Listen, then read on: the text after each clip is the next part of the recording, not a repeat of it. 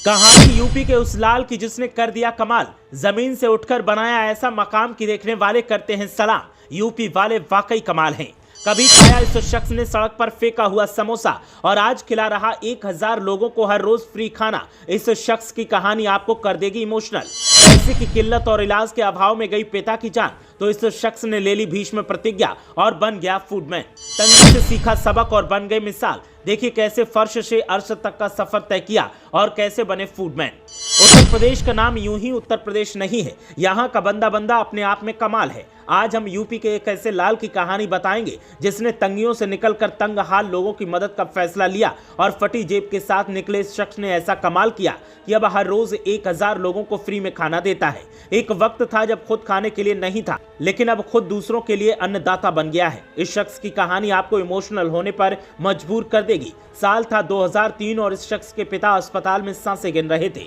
इलाज के लिए जो पैसा था सारा खर्च हो चुका था।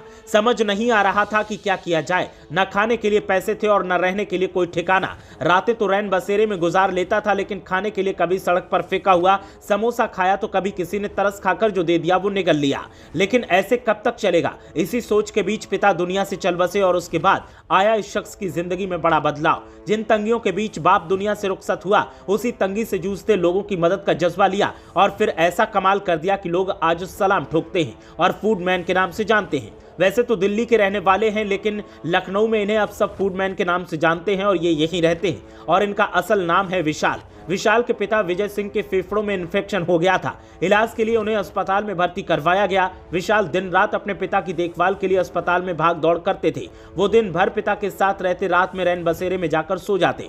धीरे धीरे जमा किया हुआ सारा पैसा इलाज में खत्म होने लगा।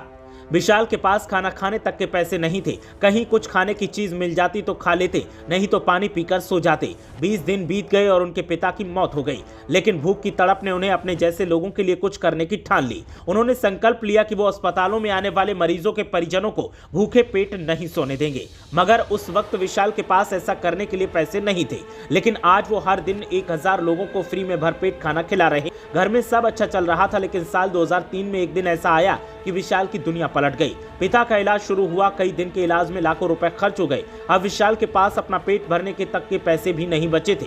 लेकिन इस दौरान उन्होंने अस्पताल में जो महसूस किया उसने उनके दिमाग पर गहरी छाप छोड़ दी।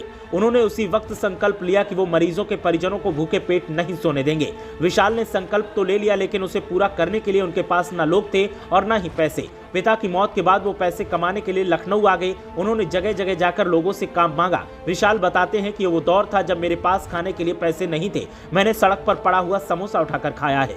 जब भूख की तड़प हो और आपके पास पैसे ना हो तो आप कुछ भी खाने के लिए मजबूर हो जाते हैं। कुछ दिन ऐसे ही चलने के बाद उन्हें एक दोस्त से हजरतगंज की पार्किंग में टोकन काटने का काम मिल गया। इसके साथ ही चाय की दुकान पर भी काम किया। इससे जो पैसे मिलते उनसे जैसे तैसे खाने का इंतजाम हो जाता, लेकिन अपना संकल्प उन्हें बार बार याद आ जाता था। उन्हें समझ आया कि चाय की दुकान पर काम करके वो लोगों का पेट नहीं भर सकते। किसी की मदद करने के लिए उनके पास पैसे होने जरूरी हैं। विशाल पढ़े लिखे थे, इसीलिए पैसे कमाने के लिए उन्होंने अपना बिजनेस सेटअप करने का तय किया।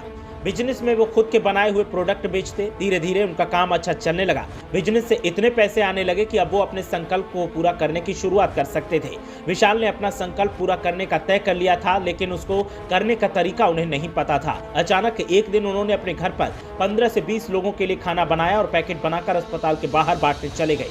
वो कहते हैं कि जिन लोगों को हमने खाना खिलाया उनकी दुआओं से मेरा बिजनेस और ज्यादा अच्छा चलने लगा। मुझे लगा कि भगवान अच्छे काम को करने के लिए खुद ही मेरी मदद कर रहे हैं। धीरे धीरे मैं अपना काम बढ़ाने लगा। पिताजी के नाम से विजय श्री फाउंडेशन की शुरुआत की। विशाल ने हॉस्पिटल में खाना बांटने का क्रम शुरू किया। शुरुआत में परिवार से ही ताने मिलने लगे। लोगों ने कहा ये सब क्या कर रहे हो, अपने धंधे पर ध्यान दो, बच्चों का भविष्य सुधार। लेकिन इन बातों का विशाल पर कोई असर नहीं पड़ा। उनका उद्देश्य क्लियर था, हॉस्पिटल में किसी को भूखा नहीं रहने देना। विशाल अपने उद्देश्य की तरफ बढ़ने लगे तो लगातार इस काम में लगे रहे।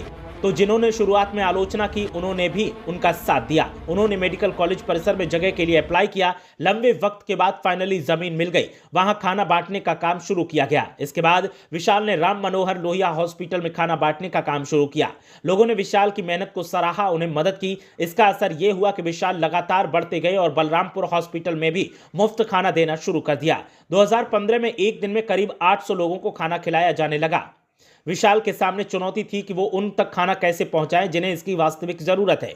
वो कहते हैं कि कई बार मरीज के परिजन संकोच में पड़ जाते हैं और वो खाना खाने नहीं आ पाते, इसीलिए हम लोगों ने टोकन व्यवस्था शुरू की। गरीब लोगों से मिले, उन्हें बताया कि आपके लिए मुफ्त भोजन की व्यवस्था है, दोपहर में 1 बजे आ जाइएगा। लोग आ जाते थे और खाना खाकर जाते थे। विशाल का काम दिन दूना रात चौगुना बढ़ रहा है और वो लोगों की जमकर सेवा कर रहे हैं। विशाल की माने तो वो पूरे देश में सेवा करना चाहते हैं, लेकिन सिर्फ और सिर्फ समस्या आर्थिक आती है और भगवान की दुआ से वो भी जल्दी ही सही होने की उम्मीद है। ब्यूरो रिपोर्ट, मीडिया हलचल।